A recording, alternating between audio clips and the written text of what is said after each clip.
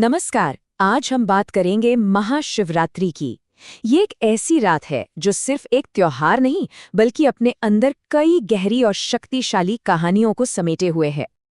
तो सबसे पहला और सबसे ज़रूरी सवाल जो हम सबके मन में आता है वो ये है कि महाशिवरात्रि का पर्व आखिर क्यों मनाया जाता है?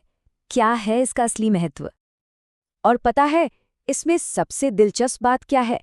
इस सवाल का जवाब किसी एक कहानी में नहीं बल्कि 3 अलग-अलग बेहद शक्तिशाली प्राचीन कथाओं में मिलता है। तो चलिए एक-एक करके इन कहानियों की गहराई में उतरते हैं। हमारी पहली कहानी ये हमें ले चलती है एक ऐसे वक्त में जब पूरी सृष्टि, पूरा ब्रह्मांड विनाश के कगार पर आ खड़ा हुआ था। सोचिए, एक तरफ देवता, दूसरी तरफ असुर, सब मिलकर समुद्र मंथन कर रहे थे। मकसद था अमृत, अमर होने का नेक्टर। लेकिन अमृत से पहले समुद्र से निकला हलाहल विष, एक ऐसा जहर कि बस एक बूंद ही पूरे ब्रह्मांड को खत्म कर सकती थी। हर तरफ हाहाकार मच गया। तब सृष्टि को बचाने के लिए भगवान शिव आगे आए। उन्होंने उस भयानक विष को पी लिया, लेकिन उसे अपने अंदर नहीं जाने दिया, उसे अपने गले में ही रोक लिया। और इसी वजह से उनका गला हमेशा के लिए नीला पड़ गया और वो कहलाए नीलकंठ। तो ये है महाशिवरात्रि मनाने का पहला कारण, शिव के उसी महान त्याग को याद करना। देखिए, ये सिर्फ एक बलिदान नहीं था, इसके पीछे एक बहुत गहरा संदेश है कि कैसे दुनिया की सारी नेगेटिविटी को, सारे जहर को अपने अंदर समाकर उसे न्यूट्रलाइज किया जा सकता है, ताकि दुनिया में सिर्फ अच्छाई बची रहे। चलिए अब आगे बढ़ते हैं अपनी दूसरी कहानी की तरफ। ये कहानी कॉस्मिक क्राइसिस की नहीं बल्कि डिवोशन और प्रेम की है, भक्ति और प्रेम की। ये कहानी है माता पार्वती की, उनकी कठोर तपस्या की, उनके अटूट विश्वास की। उन्होंने भगवान शिव को अपने पति के रूप में पाने के लिए सब कुछ किया, और उनका यही समर्पण, उनकी यही डिवोशन उनकी सबसे बड़ी शक्ति थी। और उनकी इसी भक्ति से खुश होकर भगवान शिव ने उन्हें अपनी अर्धांगिनी के रूप में स्वीकार किया। और माना जाता है कि महाशिवरात्रि की ही वो पावन रात थी जब शिव और शक्ति का ये दिव्य विवाह हुआ था। पर ये सिर्फ एक शादी नहीं थी, आम शादी जैसी। ये असल में ब्रह्मांड की दो सबसे बड़ी ऊर्जाओं का मिलन था। एक तरफ पुरुष यानी चेतना और दूसरी तरफ प्रकृति यानी ऊर्जा। इन दोनों का संतुलन, इनका मिलन। और अब आती है हमारी तीसरी और शायद सबसे गहरी, सबसे फिलोसॉफिकल कहानी।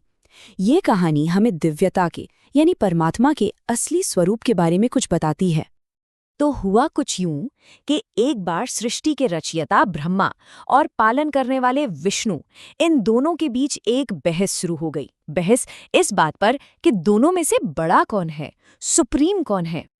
अभी ये बहस चल ही रही थी कि अचानक उनके बीच एक विशाल, एक अनंत प्रकाश का स्तंभ, एक पिलर ऑफ लाइट प्रकट हुआ। इसकी न कोई शुरुआत थी न कोई अंत। यही था शिवलिंगम का वो रूप।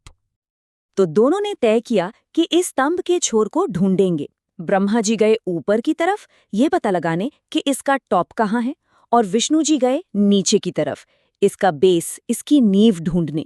लेकिन सालों की यात्रा के बाद भी दोनों ही नाकामयाब रहे। कोई इसका अंत नहीं ढूंढ पाया। और इस अनुभव के बाद उन्हें एहसास हुआ, उन्हें समझ आया कि भगवान शिव ही परम सत्य है, सुप्रीम रियलिटी है।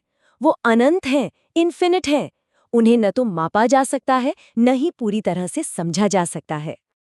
तो अब हमने ये 3 कहानियां तो सुन ली, लेकिन सवाल ये है कि इन कहानियों का आज के समय में जो हम महाशिवरात्रि मनाते हैं उससे क्या कनेक्शन है? चलिए देखते हैं। असल में इस त्योहार की जो प्रैक्टिसेस है ना, वो सीधे सीधे इन्हीं कहानियों से जुड़ी हुई हैं। जैसे जो उपवास रखा जाता है वो भगवान शिव के सेल्फ कंट्रोल और उस महान त्याग को दिखाता है जहां उन्होंने विष को अपने गले में रोक लिया। फिर जो रात भर जागरण करते हैं वो माता पार्वती की उसी अटूट भक्ति और आत्मचिंतन की याद दिलाता है।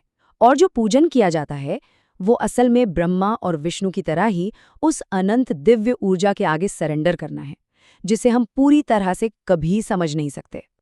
तो इन सभी बातों से ये साफ हो जाता है कि महाशिवरात्रि सिर्फ एक त्योहार नहीं है, ये एक खास रात है, आत्मचिंतन की, भक्ति की और उस परम शक्ति से जुड़ने की। और ये सारी चर्चा हमें एक बहुत ज़रूरी सवाल पर लाकर छोड़ देती है कि आज की इस मॉडर्न लाइफ में, इस भागदौड़ भरी जिंदगी में त्याग और भक्ति जैसे जो प्राचीन मूल्य हैं, उनकी क्या जगह है। इस पर सोचना ज़रूरी है।